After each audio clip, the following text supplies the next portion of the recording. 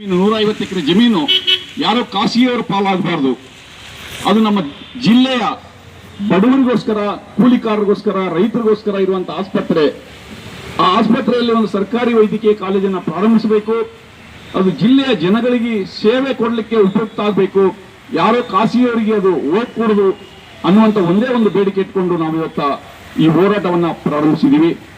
So ಈ ಹೋರಾಟಕ್ಕೆ ಈಗಾಗಲೇ ಮಾನ್ಯ ಶಿವಾನಂದ ಪಾಟೀಲ್ ಅವರು ಸಚಿವರು ಬಂದು ಬೆಂಬಲವನ್ನು ವ್ಯಕ್ತಪಡಿಸಿದ್ದಾರೆ ಮತ್ತು ಈ ಜಿಲ್ಲೆಯ ಸಂಸದರು ಹಿರಿಯರಾಗಿರುವಂತಹ ಶ್ರೀಮಾನ್ ಜಿಗಜಿಣಿ ಸಾಹೇಬರು ಕೂಡ ಬಂದು ಬೆಂಬಲ ವ್ಯಕ್ತಪಡಿಸಿದ್ದಾರೆ.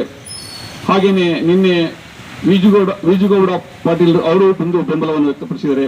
ಇದನ್ನ ಬಿಟ್ಟು ಹಲವಾರು ಸಂಘ ಸಂಸ್ಥೆಗಳು ಪ್ರತಿದಿನ ಕೂಡ ಬೇರೆ ಬೇರೆ ಸಂಘ ಸಂಸ್ಥೆಗಳು ಬಂದು ತಮ್ಮ ಬೆಂಬಲವನ್ನು ವ್ಯಕ್ತಪಡಿಸ್ತಾ ಇದ್ದಾರೆ, ಧರಣಿಯಲ್ಲಿ ಭಾಗವಹಿಸ್ತಾ ಇದ್ದಾರೆ. ಸೊ ಇವತ್ತ 9ನೇ ದಿನಕ್ಕೆ ನಾವು ಪದಾರ್ಪಣೆ ಮಾಡಿದ್ದೀವಿ. ಇವತ್ತಿನ ಧರಣಿಯಲ್ಲಿ ಕೂಡ ಇವತ್ತ ಸುಮಾರು ಜನ ಬಂದು ಬೆಂಬಲವನ್ನು ವ್ಯಕ್ತಪಡಿಸಿದ್ದಾರೆ. ಈಗ ಹಿರಿಯರು, ವಕೀಲರು ನಮ್ಮ ಈ ಒಂದು ಹೋರಾಟಕ್ಕೆ ಬೆಂಬಲ ಕೊಡಲಿಕ್ಕೆ ಬಂದಿದ್ದಾರೆ. ಅವರನ್ನ ನಿಮ್ಮೆಲ್ಲರ ಪರವಾಗಿ ನಾನು ಮತ್ತೊಮ್ಮೆ ಸ್ವಾಗತಿಸ್ತೀನಿ. ಅವರೊಂದೆರಡು ಮಾತಾಡಬೇಕಂತ ನಾನು ಅವರಲ್ಲಿ ಮನವಿ ಮಾಡ್ಕೊಳ್ತೀನಿ. ಲಿಂಗಪ್ಪ ದೇವರವರು 2 ಮಾತಾಡಬೇಕಂತ ನಾನು ಮನವಿ.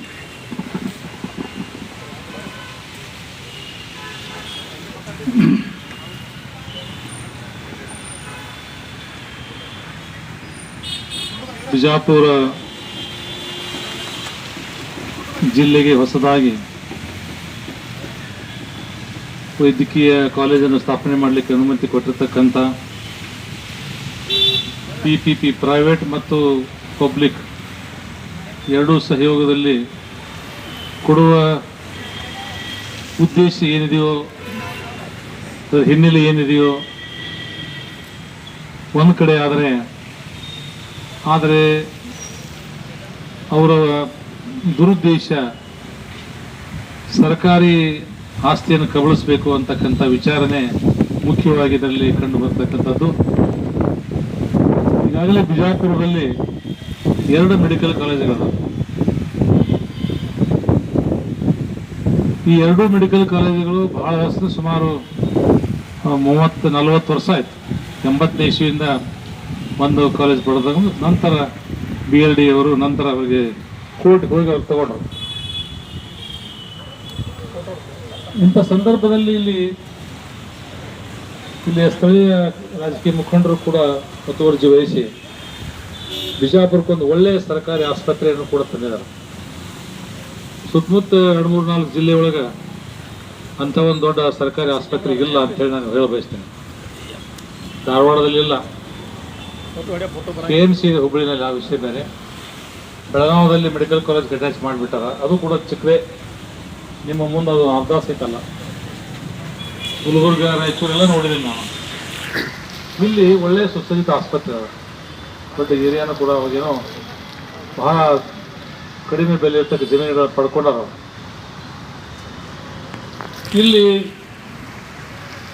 ಈ ಒಂದು PPP ಯೋಜನೆಯೊಳಗೆ ಸರ್ಕಾರಿ ವೈದ್ಯಕೀಯ ಕಾಲೇಜು ಸ್ಥಾಪನೆ ಮಾಡಬೇಕಾಗಿರ್ತಕ್ಕಂಥದ್ದು, ಇದರ ಹಿನ್ನೆಲೆ ಖಂಡಿತವಾಗಿಯೂ ದುರುದ್ದೇಶ ಇದೆ.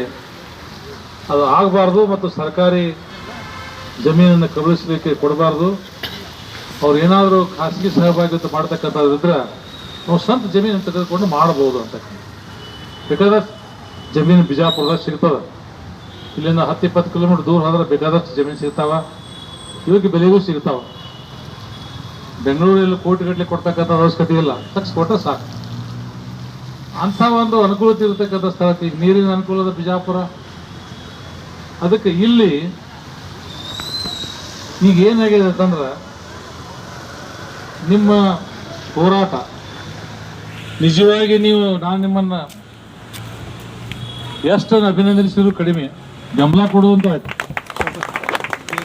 ಯಾರು ಮಾಡೋದಿಲ್ಲ. ಎಲ್ಲರೂ ಮೌನದಿಂದ ಸುಮ್ಮನೆ ಯಾರು ಬಂದದ್ದು ಯಾರೋ ಕೊಟ್ರಂತಿರ್ತಾರೆ.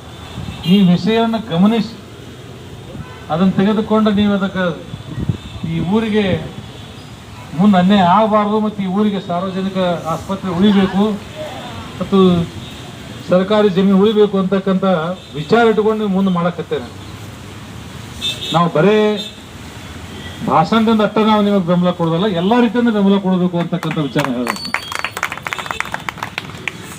ಅದಕ್ಕೆ ನೀವು ಹಾಕಿಕೊಂಡಿರ್ತಕ್ಕಂಥ ಈ ಒಂದು ಹೋರಾಟದ ನಿಜವಾಗಿಯೂ ಮೊದಲ ನಾನು ನಿಮ್ಗೆ ಅಭಿನಂದನೆ ಸಲ್ಲಿಸ್ತೀನಿ. ಯಾಕಂದ್ರೆ ಇವತ್ತು ಹೆಂಗೆ ನಡೆದ ಅಂತಂದ್ರೆ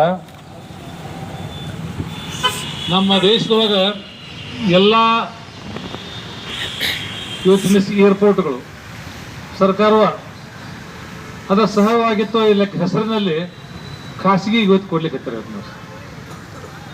ಈಗಾಗಲೇ ಅದಾನಿ, ಅಂಬಾನಿ, ಬೇರೆ ಬೇರೆ ಎಲ್ಲ ಕಂಪನಿಗಳು ಇವತ್ತು ಟಾಟಾ ಆಗಲಿ ಇವರಾಗಲಿ ಎಲ್ಲರೂ ತೆಗೆದುಕೊಳ್ಳೋದು ಪೈಪೋಟಿ ಒಳಗೆ ಇವತ್ತು ಅದನ್ನು ಹಾನಿ ಒಳಗೆ ಮಾಡಿಸೋದು, ಅದನ್ನು ಮಾರೋದು. BSNL ದಿವಾಳಿಗೆ ಇದ್ದಾರೆ ಇವತ್ತು ದಿವಸ, ಅದನ್ನು ಮಾರಲಿಕ್ಕೆ ಹೋಗ್ತಾರೆ. ಈಗ ಜೊತೆಗೆ ಏರ್ಪೋರ್ಟ್ಗಳನ್ನ ಮಾರಿದ್ರು, ರೈಲ್ವೆ ಸ್ಟೇಷನ್ಗಳನ್ನ ಇವತ್ತು ಮಾರಾಟ ಮಾಡಕತ್ತಾರೆ ಇವತ್ತು ದಿವಸ. ದಿಲ್ಲಿ ಸ್ಟೇಷನ್ ಬೇರೆ ಸಹಭಾಗಿ ಮೇಂಟೆನೆನ್ಸ್ ಕೊಟ್ಬಿಟ್ರೆ ಅಲ್ಲದೆ, ಮುಂಬೈ ಸ್ಟೇಷನ್ ಕೊಡ್ಲಿಕ್ಕೆ ಹತ್ತಾರ, ಅಹಮದಾಬಾದ್ ಕೊಡ್ಲಿಕ್ಕೆ ಹತ್ತಾರ ಇವತ್ತು ದಿವಸ. ಹೀಗೆ ದೇಶದೊಳಗೆ ದೊಡ್ಡ ದೊಡ್ಡ ಏನೇನು ಇವತ್ತು ದಿವಸ ಕಣ್ಣು ಕಾಣ್ತಕ್ಕಂಥ ಸ್ಟೇಷನ್ಗಳು ಮತ್ತು ಕಣ್ಣು ಕಾಣ್ತಕ್ಕ ದೊಡ್ಡ ದೊಡ್ಡ ಇವತ್ತು ದಿವಸ ಏನು ನಾವು ಇವತ್ತು ವಿಮಾನ ನಿಲ್ದಾಣಗಳು ಎಲ್ಲರೂ ಇವತ್ತು ದಿವಸ ಖಾಸಗಿ ಸಹಭಾಗಿ ಇವತ್ತು ಒಪ್ಪಿಸ್ತಕ್ಕಂಥದ್ದು ಸರ್ಕಾರದ ಒಂದೊಂದು ರೀತಿಯಿಂದ ಒಂದೊಂದಾಗಿ ಮಾಡ್ತಾರೆ. ಇದು ಏನಪ್ಪ ಅಂತಂದ್ರೆ ನಮ್ಮ ಸಂವಿಧಾನದೊಳಗೆ ನಾವು ಸಮಾಜವಾದಿ ಸಿದ್ಧಾಂತ ಅಂತ ಹೇಳಿ, ಅದಕ್ಕೆ ಪೂರಕವಾಗಿ ನಮ್ಮಲ್ಲಿ ಸಂವಿಧಾನದೊಳಗೆ 45ನೇ ಆರ್ಟಿಕಲ್ ಹಿಡ್ಕೊಂಡು 54ನೇ ಆರ್ಟಿಕಲ್ ತನಕ ಯಾವ ರೀತಿಯಾಗಿ ಸಂಪತ್ತು ಇರಬೇಕು ಅನ್ನೋದ್ರ ಬಗ್ಗೆ ಹೇಳ್ಯಾರ. ಯಾಕಂದ್ರೆ ಸಂಪತ್ತಿರೋದು ಎಲ್ಲನೂ ಒಂದ ಕಡೆ ಕ್ರೋಢೀಕರಣ ಆಗಬಾರ್ದು ಅಂತ ಸಂವಿಧಾನದ 4ನೇ ಏನು ಭಾಗದೊಳಗ ಇಲ್ಲಿ ಏನು ನಮ್ಮದು ಸಂಪತ್ತು ಅದಾವ 65% ಸಂಪತ್ತು ಸಾರ್ವಜನಿಕ ಸ್ವತ್ನಾಗಿರ್ಬೇಕು, ಅಂದ್ರೆ ಪಬ್ಲಿಕ್ಕು ಗೌರ್ಮೆಂಟು ಸ್ವತ್ನಾಗಿರ್ಬೇಕು, 35 ಏನಪ್ಪ ಅಂತಂದ್ರೆ ಖಾಸಗಿ ಸ್ವತ್ನಾಗಿರ್ಬೇಕು ಅಂತಕ್ಕಂಥದ್ದು ಬ್ಯಾಲೆನ್ಸ್ ಇರಬೇಕು ಅಂತೇಳಿ ಮೂಲ ಸಮಾಜವಾದ ಸಿದ್ಧಾಂತದ ತಳಗೆ ಆ ಲೆಕ್ಕದ್ನಾಗ ಇರಬೇಕು ಅಂತದ. ಅದು ಇವತ್ತು ಪರಿಸ್ಥಿತಿ ಹೆಂಗಾಗೈತೆ ಅಂತಂದ್ರೆ ಅಮೇರಿಕಾದೊಳಗೆ ಯಾವುವು ಅಲ್ಲಿ ಸರ್ಕಾರಿ ಸ್ವಾಮ್ಯದಲ್ಲಿ ಏನೂ ಇಲ್ಲ. ರೈಲ್ವೆ ಲೈನ, ರೋಡ್ಗಳು, ಮೆಟ್ರೋಗಳು, ಆಮೇಲೆ ವಿಮಾನ ನಿಲ್ದಾಣಗಳು ಇರ್ಬೋದು, ಅಲ್ಲಿ ಡ್ಯಾಮ್ ಸಹಿತ ಅಂತ ಇರೋದಿಲ್ಲ. ಡ್ಯಾಮ್ ಸಹಿತ ಅವು ಸಹಿತ ಖಾಸಗಿನ ಗೌರ್ಮೆಂಟ್ ಏನೂ ಇಲ್ಲ. ಮಿಲಿಟ್ರಿ ಒಂದು ಬಿಟ್ರೆ, ಸೆಂಟ್ರಲ್ ಗೌರ್ಮೆಂಟ್ ಅಲ್ಲಿ ಮಿಲಿಟ್ರಿ ಒಂದು ಬಿಟ್ರೆ, ಮತ್ತು ಅಲ್ಲೇನು ಪಾರ್ಲಿಮೆಂಟು ಮತ್ತು ಅಲ್ಲಿ ಕೆಲಸ ಮಾಡ್ತಕ್ಕಂಥ ಬಿಟ್ರೆ ಉಳಿದೆಲ್ಲ ಖಾಸಗಿ. ನೀವು ಏನೇ ಮಾಡ್ಬೇಕಾದ್ರೂ ಖಾಸಗಿ. ಯಾವ ಆಸ್ಪತ್ರೆಗೂ ಖಾಸಗಿ ಇಲ್ಲ ಅಲ್ಲಿ, ಏನೇನೂ ಇಲ್ಲ. ದವಾಖಾನೆಗೆ ಹೋಗ್ಬೇಕಂತಂದ್ರೆ ಅಗಾವ ಒಂದು ವಾರ ಅಗಾವ ನೀವು ಪಾಳೆ ಹಚ್ಬೇಕಲ್ಲ. ಅವ್ರು ಹ್ಞೂ ಅಂದ್ರೆ ಹೋಗ್ಲಿಕ್ಕೆ ಮನ್ಯಾಗ ಇರ್ಬೇಕು, ಸತ್ತು ಹೋಗ್ಬೇಕು ಅಂಥ ಪರಿಸ್ಥಿತಿ ಅದ ಅಲ್ಲಿ. ನೋಡಕಟ್ಟ ಅಲ್ಲಿ ದೂರದ ಗುಡ್ಡ ಕಣ್ಣಿಗೆ ಚಂದ ಅಂತಾರಲ್ಲ, ಹಂಗೈತೆ ಅದು. ಶ್ರೀಮಂತ ಬಡವರಿಗಂತೂ ಅಲ್ಲಿ ಬದುಕಲಿಕ್ಕೆ ಸಾಧ್ಯ ಇಲ್ಲ.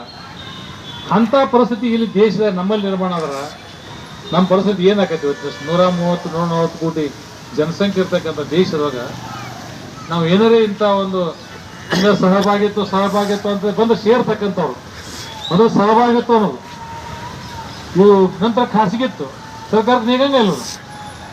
ಈಗ ಏರ್ ಇಂಡಿಯಾ ಕೊಟ್ಬಿಟ್ರೆ ಏನೂ ನೀಗಲಿಲ್ಲ. ಅದಕ್ಕೆ ಏರ್ ಇಂಡಿಯಾ ಕೊಟ್ಟರು, ಏರ್ ಇಂಡಿಯಾ ಅಂತ ಹೋಯ್ತು. ಈಗಂತೂ ವಿಮಾನ ಅಂತೂ ಯಾವುದೇ ಥರದ್ದು ನಮ್ಮ ಗೌರ್ಮೆಂಟ್ ಏನಿಲ್ಲ. ಈಗ ರೈಲ್ವೇದು ಬಂದೈತಿ ಇವತ್ತು. ನಿಮಗೆ ಗೊತ್ತಿರಲಿ, ಎಲ್ಲ ಬಹುತೇಕ ಮೋದಿ ಅವರು ಎಲ್ಲಾನು ಇವತ್ತು ದಿವಸ ನಮ್ಮ ಕಡೆ ಏನು ಮಾಡ್ಕೊಳಕತ್ತಾರ, ಎಲ್ಲ ಗುಜರಾತ್ ಮುಂಬೈಗೆ ಮಾಡ್ಕೊಳಕತ್ತಾರ ಇವತ್ತು ದಿವಸ ಎಲ್ಲಾನು. ಅಲ್ಲೇನು ನಲಬಾರ್ಕೆ 18 ರೈಲ್ವೆ ಸ್ಟೇಷನ್ಗಳು ಮಾಡಕತ್ತಾರ, ಎಲ್ಲ ಖಾಸಗಿ ಸಹಭಾಗಿತ್ವ. ಮೊದಲು ಅಂದಿದ್ದು ಮೊದಲು ಪ್ರಾರಂಭ, ಈಗಿಲ್ಲ. ಅದಕ್ಕೆ ನಾನೇ ಅಂತೀನಿ, ಇವತ್ತಿನ ದಿವಸ ಬಿಜಾಪುರದಂತ ಊರಾಗ, ಬಿಜಾಪುರ ಮೊದಲಿನಿಂದಲೂ ಇಲ್ಲಿ ಕಮ್ಯುನಿಸ್ಟು ಪ್ರಬಲರಾಗಿದ್ರು, ಸಮಾಜವಾದಿಗಳು ಪ್ರಬಲರಾಗಿದ್ರು. ಇಲ್ಲಿ ಹೋರಾಟದ ಸದ ಇಲ್ಲಿ ಮೊದಲಿಂದ ಯಾವಾಗಲೂ ಆ ರೀತಿ ವಿಚಾರವಾದಿಗಳಾಗುತ್ತೆ. ಅದಕ್ಕೆ ಇಲ್ಲಿ ನೀವು ಇನ್ನು ಹಾಕಿಕೊಂಡಿರ್ತಕ್ಕಂಥ ಈ ಒಂದು ಹೋರಾಟ ಏನದಲ್ಲ, ಅತ್ಯಂತ ಮಾದರಿ ಹೋರಾಟ ಅದ.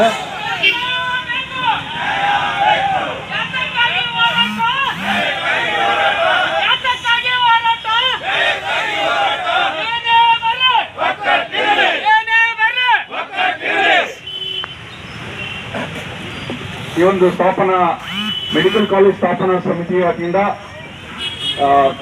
ಜೈ ಕರ್ನಾಟಕ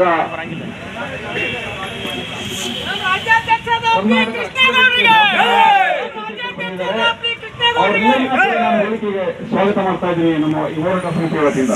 ದಯವಿಟ್ಟು ಮೇಲಾಗಿರ್ತೀನಿ. ಕರ್ನಾಟಕ ರಕ್ಷಣಾ ವೇದಿಕೆ ಸ್ವಾಭಿಮಾನಿ ಬಣಕ್ಕೆ, ಕರ್ನಾಟಕ ರಕ್ಷಣಾ ವೇದಿಕೆ ಸ್ವಾಭಿಮಾನಿ ಬಣಕ್ಕೆ ಹೋರಾಟ ಎಲ್ಲಿವರೆಗೆ ಹೋರಾಟ, ಎಲ್ಲಿವರೆಗೆ ಹೋರಾಟ, ಎಲ್ಲಿವರೆಗೆ ಹೋರಾಟ, ಎಲ್ಲಿವರೆಗೆ ಹೋರಾಟ. ಬಿಜಾಪುರದಲ್ಲಿ ಮಾಡ್ತಿರ್ತಕ್ಕಂಥ ಪಿಪಿ ಮಾಡುವವರ ವಿರುದ್ಧ ಹೋರಾಟಕ್ಕೆ, ಬಿಜಾಪುರದಲ್ಲಿ ಖಾಸಗಿ ಸಹಭಾಗಿತ್ವದಲ್ಲಿ ಮಾಡ್ತಕ್ಕಂಥ ಮೆಡಿಕಲ್ ಕಾಲೇಜ್ ವಿರುದ್ಧ ಹೋರಾಟಕ್ಕೆ ಏನೇ ಬರಲಿ, ಕರ್ನಾಟಕ ರಕ್ಷಣಾ ವೇದಿಕೆ ಸ್ವಾಭಿಮಾನಿ ಬಣಕ್ಕೆ, ನಮ್ಮ ಕರ್ನಾಟಕ ರಕ್ಷಣಾ ವೇದಿಕೆ ರಾಜ್ಯಾಧ್ಯಕ್ಷರಾಗಿರುವ ಪಿ ಕೃಷ್ಣೇಗೌಡರಿಗೆ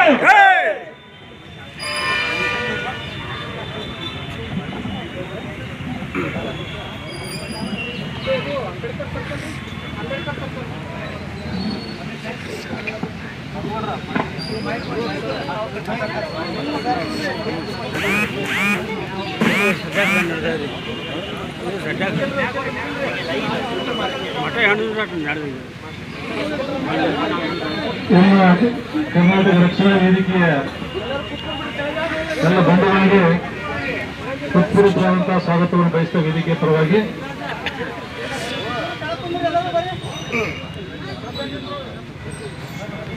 ಕರ್ನಾಟಕ ರಕ್ಷಣಾ ವೇದಿಕೆ ಸ್ವಾಭಿಮಾನ ಪಡೆದಿಂದ ಬಂದಿರತಕ್ಕಂಥ ಎಲ್ಲರಿಗೂ ಹೃತ್ಪೂರ್ವಕವಾದ ಸ್ವಾಗತವನ್ನು ಬಯಸಿ, ನಾನು ಆಗಲೇ ಮಾತಾಡ್ಲಿಕ್ಕೆ ಹತ್ತಿದ್ದೆ, ಮಧ್ಯದಲ್ಲಿ ತಾವೆಲ್ಲ ಬಂದಿರಿ, ಅದಕ್ಕೆ ತಮ್ಮನ್ನು ಕೂಡ ಸ್ವಾಗತಿಸಿ ನಾನು ಎರಡು ಮಾತು ಮುಗಿಸ್ಬಿಡ್ತೀನಿ.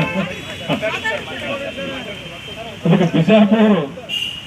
ಬಿಜಾಪುರ ಇಲ್ಲಿರ್ತಕ್ಕಂಥ ಏನೋ ಒಂದು ಸಂಪತ್ತಿ ಇವತ್ತು ದಿವಸ ದೊಡ್ಡ ಪ್ರಮಾಣದಲ್ಲಿ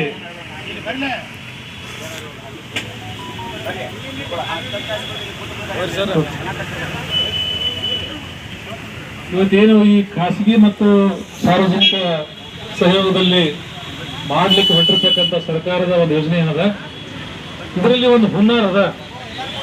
ಯಾಕಂದ್ರೆ ರಾಜ್ಯದಲ್ಲಿ 13 ಇಂಥ ಒಂದು ಕಾಲೇಜುಗಳಿಗೆ ಅನುಮತಿ ಕೊಟ್ಟಿರ್ತಕ್ಕಂಥದ್ದನ್ನು ಕೇಳಿದೆ ನಾವು. 13 ಹಿಂದೆ ಗುಂಡೂರು ಅವರು ಕೊಟ್ಟಿದ್ರು, ಆವಾಗ ಕೂಡ ದೊಡ್ಡ ಪ್ರಮಾಣದಲ್ಲಿ ಈ ರೀತಿಯಾದಂತಹ ಒಂದು ಗದ್ದಲಗಳಾಗಿದೆ. ಆಮೇಲೆ ಹೆಗಡೆ ಅವರು ಒಂದಿಷ್ಟು ಕೊಟ್ಟರು. ಆಮೇಲೆ ಮೆಡಿಕಲ್ ಕಾಲೇಜುಗಳು ಈಗೆಲ್ಲ ಹಿಂಬಾಗಿಲಿನ ಮೆಡಿಕಲ್ ಕಾಲೇಜ್ ಪರ್ಮಿಷನ್ ಪಡೆದಿರ್ತಕ್ಕಂಥದ್ದು ಭಾಳ. ಈಗ ಒಮ್ಮೆಲೆಗೆ 13 ಈ ಒಂದು ಅನುಮತಿ ಕೊಟ್ಟರೂ ಕೂಡ ಇದರಲ್ಲಿನೂ ಕೂಡ ಒಂದು ರಾಜಕೀಯ ಹಿನ್ನೆಲೆ ಅದ. ಈಗ ಹೆಂಗ್ ಮಾಡಕತ್ತಾರಪ್ಪ ಅಂತಂದ್ರೆ ಕಾಲೇಜುಗಳಿಗೆ, ಇಂಜಿನಿಯರಿಂಗ್ ಕಾಲೇಜು, ಮೆಡಿಕಲ್ ಕಾಲೇಜು, ಬಾರ್ಗಳಿಗೆ ಲೈಸೆನ್ಸ್, ಬಾರಿನ ಲೈಸೆನ್ಸ್ ಒಂದು 5 ಲಕ್ಷ ರೂಪಾಯಿ ಫೀ ಇರಬೇಕು. ಖರೆ 2 ಕೋಟಿ ರೂಪಾಯಿ ಅದಕ್ಕೆ ಲಂಚ ತಗೋತಾರ. 2 ಕೋಟಿ. ಈ ಮೆಡಿಕಲ್ ಕಾಲೇಜ್ಗೆ ಹಿಂದೂ ಕೂಡ ಗುಂಡ್ರವ್ರು ಇದ್ದಾರೆ. ಹೆಗಡೆಯವರು ಬಂದಾಗ ಆದವು ಕೆಲವೊಂದಿಷ್ಟು. ಅವಾಗೂ ಕೂಡ ಇದೇ ರೀತಿಯಾಗಿರ್ತಕ್ಕಂಥ ಮೆಡಿಕಲ್ ಕಾಲೇಜುಗಳು ಅನುಮತಿ ಸಿಕ್ಕು. ಅವಾಗ ಯಾರು ಕೊಟ್ಟರು ದುಡ್ಡು, ಅವಾಗ ಅವ್ರಿಗೆ ಅನುಮತಿ ಕೊಟ್ಟರು. ಇದೇ BLD ಅವರು ಇವ್ರು ದುಡ್ಡು ಕೊಟ್ಟಿಲ್ಲ, ಇವ್ರು ಸಿಗಲಿಲ್ಲ. ಮುಂದೆ ಇವ್ರು ಕೋರ್ಟ್ಗೆ ಹೋದರು. ಕೋರ್ಟ್ಗೆ ಹೋಗಿ 3-4 ವರ್ಷ ಫೈಟ್ ಮಾಡಿದ ಕೋರ್ಟ್ ಆದೇಶ ನಂತರ ಇವ್ರಿಗೆ ಸಿಕ್ತಿವ್ರಿ ಮೆಡಿಕಲ್ ಕಾಲೇಜ್. ಇವ್ರಿಗೆಲ್ಲ ಎಲಿಜಿಬಿಲಿಟಿ ಇದ್ರು ಅವ್ರಿಗೆ ಕೊಟ್ಟಿದ್ರು. ಅದಕ್ಕೆ ನಾನು ಹೇಳೋದೇನಪ್ಪ ಅಂತಂದ್ರೆ, ಇವತ್ತು ರಾಜಕೀಯ ಶಕ್ತಿಗಳು ಏನಂದ್ರೆ ಬರುವಾಗ ಮೆತ್ತಗಾಗಿ ಬರ್ತಾರ, ಇನ್ನೊಂದು ಕೆಬ್ಬಣಾಗಿ ನಿಂತಿರ್ತಾರಲ್ಲಿ. ಅದಕ್ಕೆ ಇಲ್ಲಿ ಇವತ್ತಂತೂ ರಾಜಕೀಯ ನಾನು ಪಕ್ಷ ಕಾಂಗ್ರೆಸ್ನವರು BJP ಅವರು ಅಂತ ಹೇಳಿಕ್ ಹೋಗುದಿಲ್ಲ. ಯಾಕಂತಂದ್ರೆ ಎಲ್ಲರೂ ಅವರಾಗ, ಅದು BJP ಅವರಲ್ಲಿ ಕಾಂಗ್ರೆಸ್ ಅವರಲ್ಲಿ ಪರ್ಸೆಂಟೇಜ್ ವಿಷಯದಾಗ ಯಾರು ಹಿಂದೆ ಮುಂದೆ ಎಲ್ಲ ಇಲ್ಲಿ. ಈಗ ಏನಾಗಪ್ಪ ಅಂತಂದ್ರೆ ಪರಿಸ್ಥಿತಿ, ಒಂದೊಂದು ಮೆಡಿಕಲ್ ಕಾಲೇಜ್ ಕೊಡಬೇಕಂತಂದ್ರೆ 100 ಕೋಟಿ ರೂಪಾಯಿ ದುಡ್ಡು ಕೊಡ್ತಕ್ಕಂಥದ್ದನ್ನು ನಾ ಕೇಳಿದ್ದೀನಿ ಇವತ್ತು ದಿವಸ. ಅದಕ್ಕೆ ಅಗದಿ ಎಲ್ಲರೂ ಎಲಿಜಿಬಿಲಿಟಿ ಐತಿ ಅಂತಂದ್ರೂ 50 ಕೋಟಿ ರೂಪಾಯಿ ತಗೋತಾರೆ. ನಮ್ಮ ಗೆಳೆಯರು ಬಹಳಷ್ಟು ಮೆಡಿಕಲ್ ಕಾಲೇಜ್ ಮಾಡ್ಯಾರ ಇವತ್ತು ದಿವಸ. ಇಡೀ ದೇಶದಾಗನ ಅತಿ ಹೆಚ್ಚು ಮೆಡಿಕಲ್ ಕಾಲೇಜ್ ಇರೋದು ಕರ್ನಾಟಕವಾಗ. ಅದು ಯಾಕಪ್ಪ ಅಂತಂದ್ರೆ ಇಲ್ಲಿ ಸುಲಭವಾಗಿ ಸಿಗ್ಲಿಕ್ಕೆ ಹತ್ತದ ಲೈಸೆನ್ಸ್ಗಳೆಲ್ಲ. ಹಿಂಗೆ ಇವರು ಸಹಭಾಗಿತ್ವಗಳು ತಂದಿರತಕ್ಕಂಥವ್ರು ಕೂಡ ಇವರು ತಮ್ಮ ಹಿಂದಿನ ಭಾಗಲ್ಲೇ ಸಾಕಷ್ಟು ಸರ್ಕಾರಕ್ಕೆ ಕೊಟ್ಟ ತಂದಿರ್ತಾರೆ. ಹಂಗ ತಗೊಟ್ಟು ಅಂತ ತಂದಿರಂಗಿಲ್ಲ. ಅದು ಒಂದು ನಾವೇನಂತೀವಿ, ನೀವು ತೊಗೊಂಬರ್ರಿ ಲೈಸೆನ್ಸ್, ಸರ್ಕಾರಕ್ಕೆ ಕೊಟ್ಟು ತೊಗೊಂಬರ್ರಿ, ಏನಾರು ಮಾಡ್ರಿ. ಸಾಕಷ್ಟು ಖಾಸಗಿ ಜಮೀನುಗಳು ಜಮೀನುಗಳನ್ನು ತಗೊಂಡು ಅಲ್ಲಿ ಬೇಕಾದಷ್ಟು ಕಟ್ರಿ, ಕಾಲೇಜ್ಗಳು ಕಟ್ರಿ. ಇನ್ನು 10 ಮೆಡಿಕಲ್ ಕಾಲೇಜ್ ಬರಲಿ, ಯಾರು ಬೇಡ ಅಂತಾರೆ. ಆದ್ರೆ ಸರ್ಕಾರದ ಸ್ವಾಮ್ಯದಲ್ಲಿರ್ತಕ್ಕಂಥ ಸರ್ಕಾರಿ ಜಮೀನುಗಳು ಈಗ ಇಲ್ಲೇ ಇಲ್ಲ. ಈಗಿದ್ದ ಜಮೀನುಗಳು ಈಗ ನೋಡಿ, ಸುತ್ತಮುತ್ತಲ ಆಫೀಸ್ ಸೆಂಟರ್ಗಳು ಬಂದಾಗ ಜಮೀನುಗಳು ಹಾಳು, ಕಾಲೇಜುಗಳಾಗ್ಯಾವ ಎಲ್ಲ ಕಡೆ ಇವತ್ತು ದಿವಸ. ಅದು ಆಯ್ತು. ಮತ್ತು ನಗರ ಅತ್ಯಂತ ತೀವ್ರಗತಿ ಒಳಗೆ ಉತ್ತರ ಕರ್ನಾಟಕದಲ್ಲಿ ಬೆಳೀತಕ್ಕಂಥ ನಗರದ ಬಿಜಾಪುರ. ಒಂದು ಕಾಲಕ್ಕೆ ಇಲ್ಲಿ ಏನಿಲ್ರಿ, ನಿಮ್ಗೆ ಒಂದೊಂದು 2,000 ರೂಪಾಯಿಗೆ ಒಂದು ಪ್ಲಾಟ್ ಸಿಗ್ತಿತ್ತು. ತುಗಾರ್ದು ಬೆನ್ನು ಹತ್ತಿದ್ರು. ಇಲ್ಲಿ ಬಸ್ ಸ್ಟ್ಯಾಂಡ್ ಮಕ್ಕಳ ಮತ್ತೆ ದೂರಲ್ಲ, ನಾ ತಗೊಂಡು ಬಿಟ್ಟೇನೆ. ನನಗೆ ಅನ್ಸುತ್ತೆ ಬರೀ 3,500 ರೂಪಾಯಿ ತೊಗೊಳಕ್ಕಾಗಲಿಲ್ಲ ನನಗೆ ಅವಾಗ. ಇವತ್ತದು 35 ಲಕ್ಷ 50 ಲಕ್ಷ ರೂಪಾಯಿ ಇವತ್ತಿನ ದಿವಸ ಒಂದೊಂದು ಪ್ಲಾಟ್ 50 ಲಕ್ಷ, ಬರೀ 3,500 ರೂಪಾಯಿ. ಇದು ಬರೀ 30 ವರ್ಷ ಹಿಂದಿನ ಮಾತು ಹೇಳ್ತೀನಿ ನಾನು. ಇವತ್ತು ಇಲ್ಲಿ ಸೋಲಾಪುರ ಹುಡುಗ ಹೋದ್ರೆ 1 ಕೋಟಿ ರೂಪಾಯಿ ಒಂದೊಂದು ಪ್ಲಾಟ್ ಅದ. ಇವತ್ತು ಎಕರೆಗೆ ಇಲ್ಲಿ ಸುಮಾರು 10 ಕೋಟಿ ರೂಪಾಯಿ ಒಂದು ಎಕರೆ ಜಮೀನು ಅದ. 164 ಎಕರೆ ಜಮೀನು ತಂದ್ರೆ ಎತ್ತಕತ್ತೆ 1400 ಕೋಟಿ ನೆಲ್ಪಟ್ಟಕತ್ತೆ ಸಂಪತ್ತು. ನಿಮ್ಗೆ ಗೊತ್ತಿಲ್ಲ, ನನಗೆಲ್ಲ ಗೊತ್ತಿಲ್ಲ ಇದು. ಯಾಕಂದ್ರೆ ನಾ ಕೇಸ್ ನಡೆಸಿ ಕೇಸ್ ಗೆದ್ದು ನಾನು ಇಲ್ಲಿ ಗೊತ್ತದ. ಯಾಕಂತಂದ್ರೆ ಇಲ್ಲಿ ಮೌಲ್ಯಗಳು ಭಯಂಕರ ಇರುತ್ತೆ. ಸರ್ಕಾರ ಇವತ್ತು ಜಮಖಂಡಿ ಆ ಕಡೆ UKP ಇದಕ್ಕೆ ನೀರಿಗೆ ಅವರು 50 ಲಕ್ಷ ರೂಪಾಯಿ ಕೊಡ್ತೀವಿ ಅಂತಾರೆ. ಇವತ್ತವ್ರ ಎಕರೆಗೆ ಅಗ್ರಿಕಲ್ಚರ್ ಲ್ಯಾಂಡ್ಗೆ ಬೆಂಗಳೂರೊಳಗೆ ಏರ್ಪೋರ್ಟ್ದಿಂದ ಎಕ್ಸ್ಟೆನ್ಷನ್ ಏರ್ಪೋರ್ಟ್ ಮಾಡ್ಲಿಕ್ಕೆ ಇಂಡಸ್ಟ್ರಿ ಏರಿಯಾ ಮಾಡ್ಲಿಕ್ಕೆ ಇಲ್ಲಿ ಹೋದಾಗ 4 ಕೋಟಿ ರೂಪಾಯಿ ಕೊಡ್ತೀವಿ ಎಕರೆಗೆ ಅಂತ ಹೇಳಿದ್ರು ಅವರಲ್ಲಿ. ಆದ್ರೂ ರೈತರು ಕೊಡಲಿಲ್ಲ, ಬೇಡ ಅಂದ್ರೆ ಕ್ಯಾನ್ಸಲ್ ಮಾಡಕ್ತಾರೆ. 4 ಕೋಟಿ ರೂಪಾಯಿ ಅಗ್ರಿಕಲ್ಚರ್ ಲ್ಯಾಂಡ್. ಇಲ್ಲಿ ನಿಮ್ಮಲ್ಲಿ ಈ ಬಿಜಾಪುರ ಸುತ್ತಮುತ್ತ 10 ಕಿಲೋಮೀಟರ್